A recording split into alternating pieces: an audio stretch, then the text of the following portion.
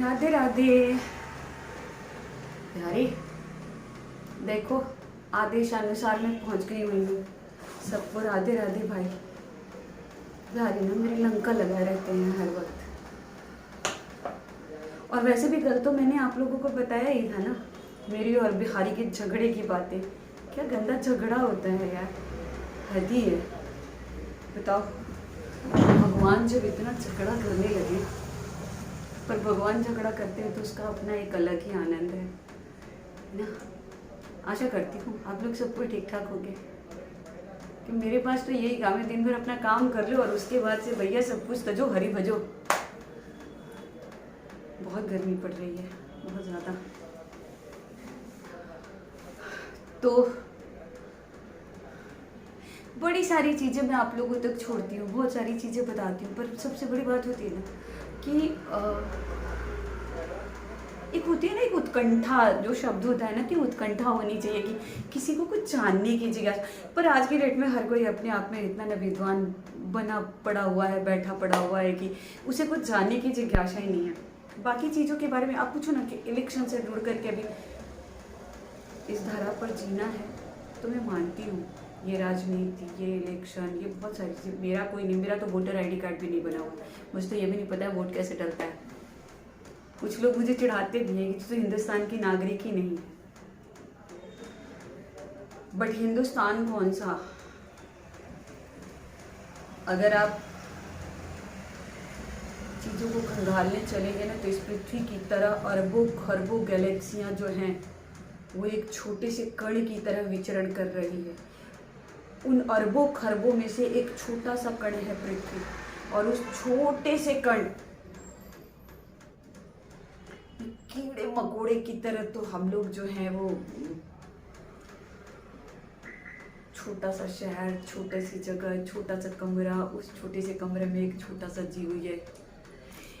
तो ये ऐसी जिंदगी है, और यही है जिंदगी की वास्तविकता।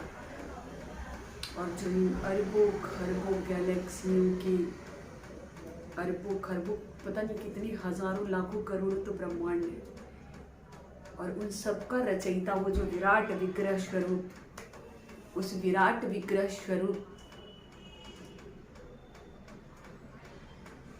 के ही शरीर में पता नहीं, उसका तो आकलन भी नहीं कर सकते हो। कि वो कहते हैं ना कि माइक्रोबायोलॉजी जो होती है ना, वो भी फेल हो जाए वहां पर आकर के। इतने अणु का भी हजारवां लाखवां करोड़वां हिस्सा हम होंगे। तो हम लोगों की यही वास्तविकता है।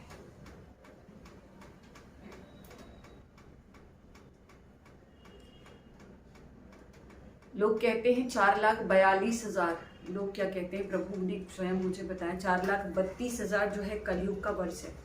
और इस वर्ष की किसी को पता हो या ना हो, पर मैं बता देती हूँ कि 4,32,000 कलयुग, ठीक इसका डबल जो था जब श्री कृष्ण अवतार थे, उसका डबल जब राम अवतार थे, और उससे भी डबल जब सतयुग था। तो ये है ऐसे इसकी कैलकुलेशन। और लोग कहते हैं कि कलयुग के 5,000 वर्ष बीत चुके हुए हैं, सिर्फ 5,000 बीता है।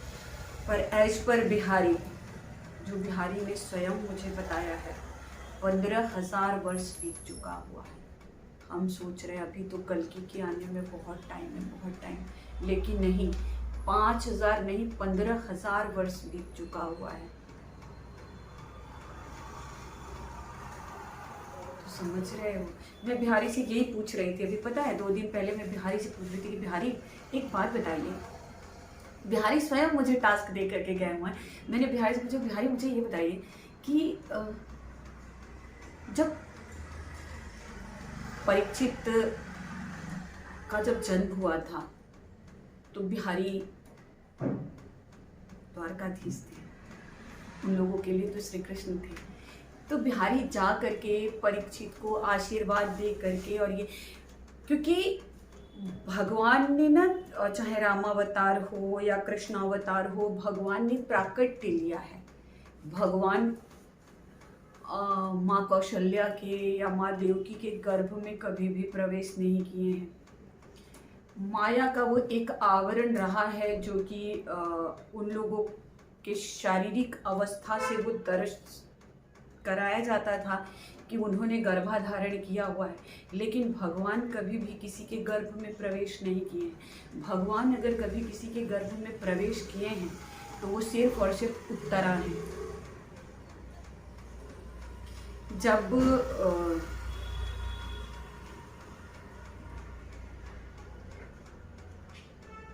दुर्योधन महाभारत की युद्ध के बाद जब दुर्योधन बड़े ही कष्टप्रद अवस्था में जिंदगी जी रहे थे, क्योंकि दुर्योधन को ये वरदान था कि दुर्योधन की मृत्यु उसी एक पल में होगी, एक ऐसा पल जो दुर्योधन को दुख और सुख दोनों देकर चला जाए। उस एक पल में ही दुर्योधन की जिंदगी समाप्त होनी थी। तो एक बार अश्वत्थामा जो था, अश्वत्थामा दुर्योधन के बहुत अच्छे मित्र थे, तो अश्वत्थामा जो थे उन्होंने दुर्योधन से जाकर कहा कि मित्र, वो ऐसी कौन सी चीज है जो मैं तुम्हारे लिए करूं और वो तुम्हें सुख दे, मैं तुम्हें खुश देखना चाहता हूं। तो दुर्योधन कहे थे कि पांडवों का सर, पांचों पांडवों के सिर कलम करके अगर कोई मेरे सामने लेकर के आए, उनके मृत अवस्था में कटे हुए सर मुझे संतुष्टि दे सकते हैं, मुझे सुख दे सकते हैं। और अश्वत्थामा से यही गलती हो गई समझने में। अश्वत्थामा ने द्रौपदी के पांचों पुत्र जो रात में सोए थे, निद्रा अवस्था में उन पांचों पुत्रों के सर कलम करके एक थाल में सजाकर कपड़े से ढककर और दुर्योधन के सामने लेकर आए और उन्होंने कहा कि हे दुर्योधन मित्र, मैं ले आया पांडवों का सर कलम करके। ये सुनते ही दुर्योधन को कि खुशी की पराकाष्ठा ना रही, लेकिन जैसे ही उन्होंने थाल के ऊपर से कपड़े हटाए, दुर्योधन बिलख कर रोने लगे कि मित्र, ये तुमने क्या किया, ये क्या अनर्थ कर दिया तुमने। अरे यही तो थे जो हमारा अग्निदान करते, यही तो थे जो हमारा तर्पण करते, ये क्या अनर्थ कर दिया तुमने।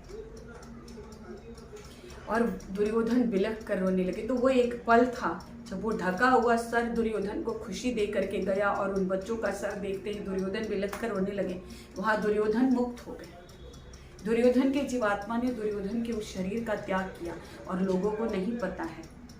लोग सोचते होंगे कि दुर्योधन जो थे इतने बुरे कर्म किए हैं तो दुर्योधन सिर्फ नरक भोगते होंगे, लेकिन नहीं, दुर्योधन स्वर्गाधिकारी हुए।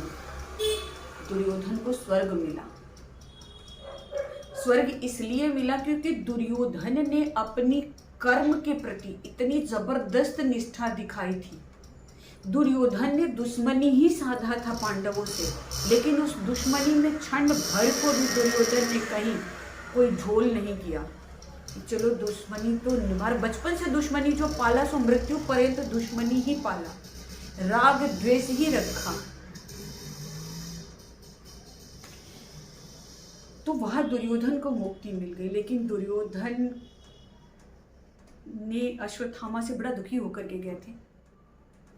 जब भोर प्रहर हुआ और जब द्रौपदी के पांचों पुत्रों की इस दुर्गति को देख करके, द्रौपदी तो विक्षिप्तावस्था में थी, लेकिन अर्जुन, भीम, सब जो थे वो अश्वत्थामा को मार देने के लिए, बिहारी कहते हैं ना कि मैं ही सब करता हूं, मैं ही सबका पालन करता हूं, मैं ही, मेरे इच्छा के बिना इस सृष्टि में एक पत्ता नहीं हिल सकता है, लेकिन फिर भी मैं अगर तुम्हारे साथ हूं भी, मुझे भी बिहारी कहते हैं कि मैं तुमसे बातें करता हूँ, तुम्हारे साथ जीता हूँ, तुम्हारे हाथ से खाता हूँ, तुमसे भूख मांगता हूँ, सब कुछ करता हूँ, लेकिन फिर भी चौराहे पे मैं तुम्हारा हाथ छोड़ दूंगा और उस चौराहे पे निर्णय तुम्हारा होगा कि तुम्हें क्या करना है। वो निर्णय मेरा नहीं होगा, निर्णय में मैं तुम्हारा साथ नहीं दूंगा, तुम्हारा पथ प्रदर्शक होऊंगा, मैं तुम्हें रास्ते बताऊंगा, मैं तुम्हें सलाह दूंगा, तुम्हें सही और गलत का भेद बताऊंगा, लेकिन मानना या ना मानना ये तुम्हारी जीवात्मा के ऊपर डिपेंड करता है। और वहां पर भी द्रौपदी तो सखी थी,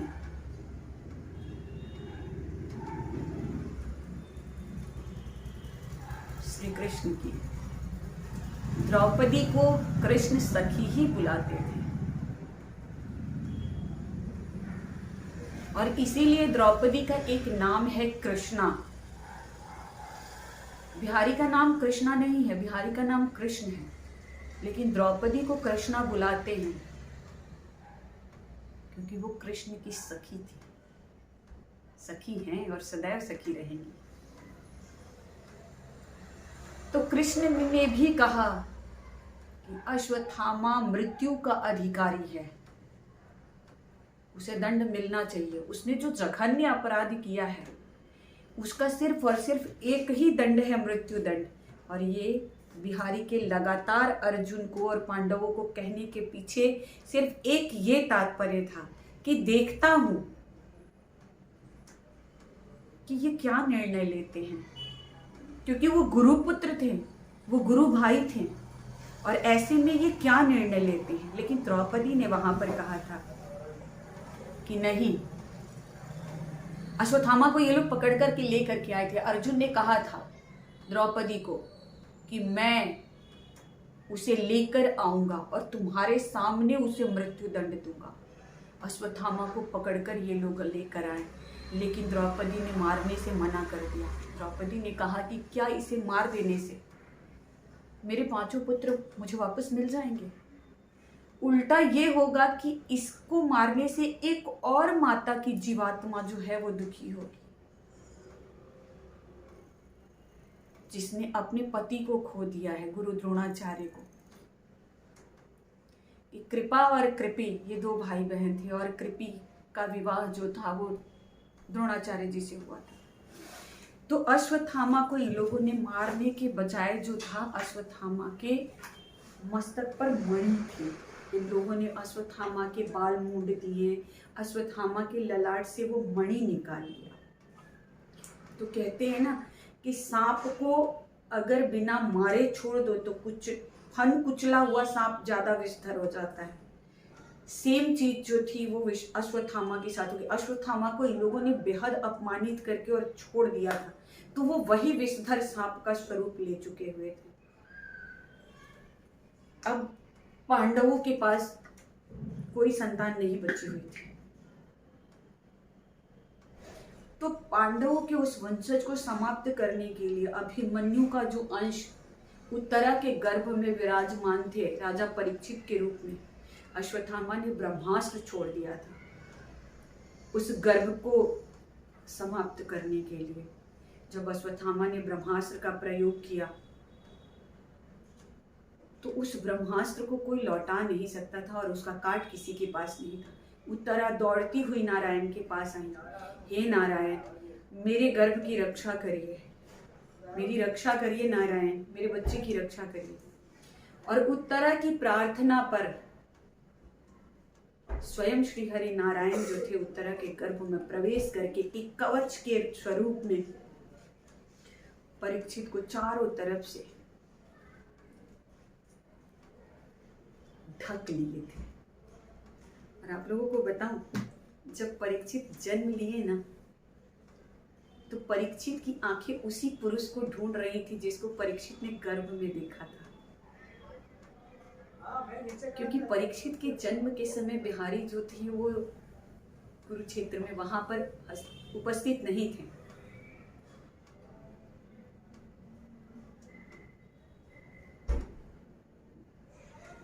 हस्तिनापुर में नहीं थे, तब द्वारका जा चुके हुए थे। और परीक्षित जब जन्म लिए तो उनकी आंखें सारे लाड़ प्यार दुलार सब कुछ के बीच में भी परीक्षित की आंखें जो थी वो सिर्फ उसी व्यक्ति को ढूंढ रही थी जिसको उन्होंने निरंतर गर्भ के अंदर देखा था।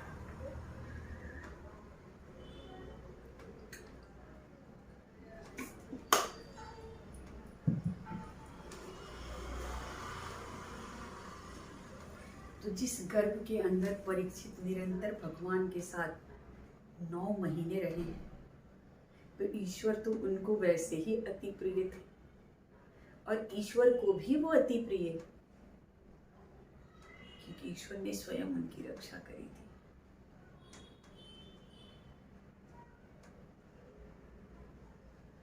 तो परीक्षित की खातिर भगवान गर्भ में प्रवेश किए थे। तो मैं बिहारी से ये पूछ रही थी कि परीक्षित के जन्म के बाद बिहारी का गोलोक गमन हुआ था, और गोलोक गमन के बाद जो था उनका गोलोक गमन के लिए प्रस्थान करना और कलयुग का प्रवेश होना, क्योंकि जिस वक्त वो गोलोक गमन के लिए निकले उस वक्त आकाश से खून के, पीप की, इन सब चीजों की वर्षा होने लगी। कुत्ते, सियार ये दिन रात रोते रहते थे। बड़ी अभद्र स्थिति हो गई हुई थी। तो बिहारी से जब मैं ये प्रश्न पूछ रही थी कि परीक्षित की उम्र क्या थी उस वक्त जब परीक्षित को तक्षक ने डसा था, और वैसे आप लोगों को ये भी बता दो कि तक्षक ने परीक्षित को डसा नहीं था। ये श्राप जरूर था, लेकिन तक्षक ने परीक्षित को नहीं डसा। और तब बिहारी मुझे कह रहे थे कि तू खुद कैलकुलेट कर, ये टास्क मैं तुझे दे रहा हूँ। देखिए, आप लोगों को अगर मैं कोई प्रश्न पूछती हूँ तो आप लोग मुझे जवाब नहीं देते हो, जवाब तो छोड़ दो, आप लोग मुझसे प्रश्न ही नहीं करते हैं। लेकिन बिहारी मुझे जो भी प्रश्न देते हैं, मैं पुनः पुनः श्रीमद् भागवत महापुराण के पन्नों को खंगालती हूँ उनके उत्तर को ढूंढने के लिए, जो भी अपनी तरफ से प्रयास में कर सकती हूँ, क्योंकि मुझे पता है कि अगर मैं बिना प्रयास किए हुए बिहारी से उत्तर की आकांक्षा रखूंगी तो बिहारी मुझे कभी नहीं देंगे, क्योंकि वो कहते हैं कि तू अपना कर्म कर, समय आने पर मैं तुझे जवाब दूंगा। इस वजह से मैं अपना प्रयास कभी नहीं छोड़ती, मैं प्रश्न पूछती हूँ ईश्वर से। पर आप लोग तो, मैं अगर पूछती भी हूँ तो आप लोगों को अगर नहीं पता हो, या आप लोग स्वयं से अगर कुछ प्रश्न मुझसे पूछें कि तू जब हमसे प्रश्न पूछ रही है तो हमारे कुछ प्रश्न है, तुम हमें हमारे इन प्रश्नों का उत्तर दो, तो बड़ा ही अच्छा लगेगा। पर ऐसा होता नहीं है, अभी तक तो ऐसा एक बार भी नहीं हुआ है। तो फिर मैंने बिहारी से ये पूछा कि बिहारी, आपके जाने के कितने वर्षों के बाद कलयुग आए थे?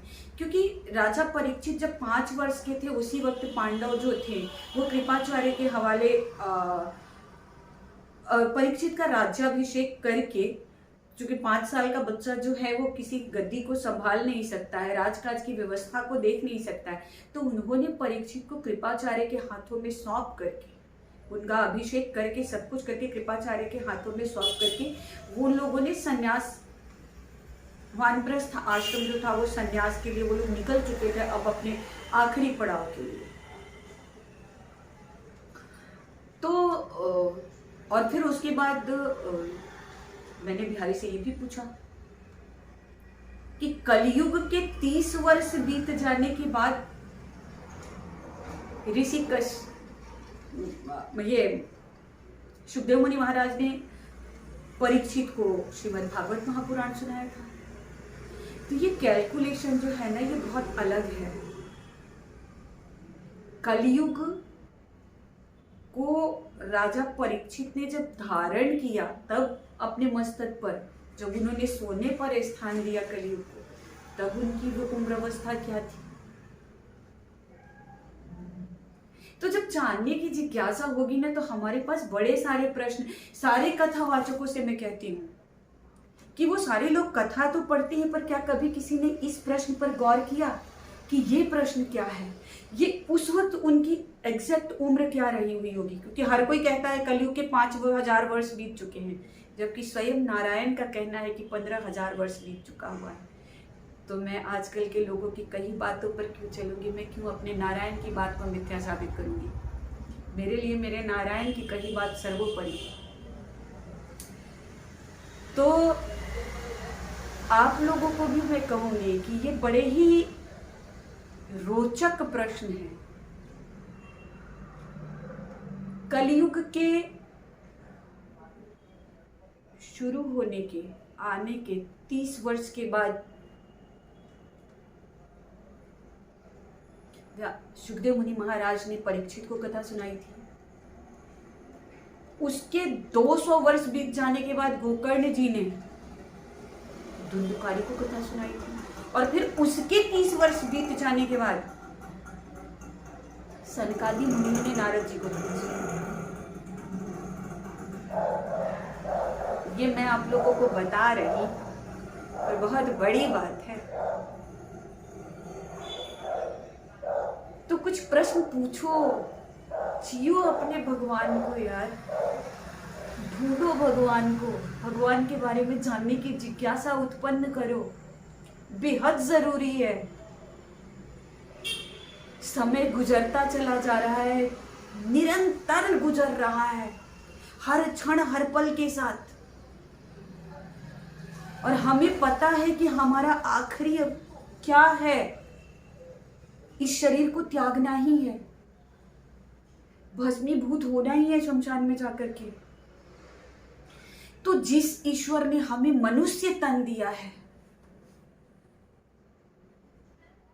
उससे क्यों ना ईश्वर को भजे, क्यों ना ईश्वर को उसी हिसाब से भजे जिस हिसाब से हम अपने दिन रात सारे कर्म कर रहे हैं।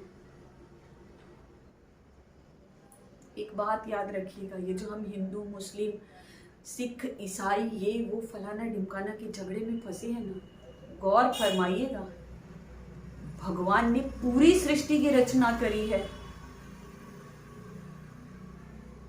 84 लाख योनियों में किसी ने भी अपना 84 लाख में से 83,99,999 योनियों में किसी ने भी अपने आप को जात धर्म संप्रदाय में नहीं बांटा है।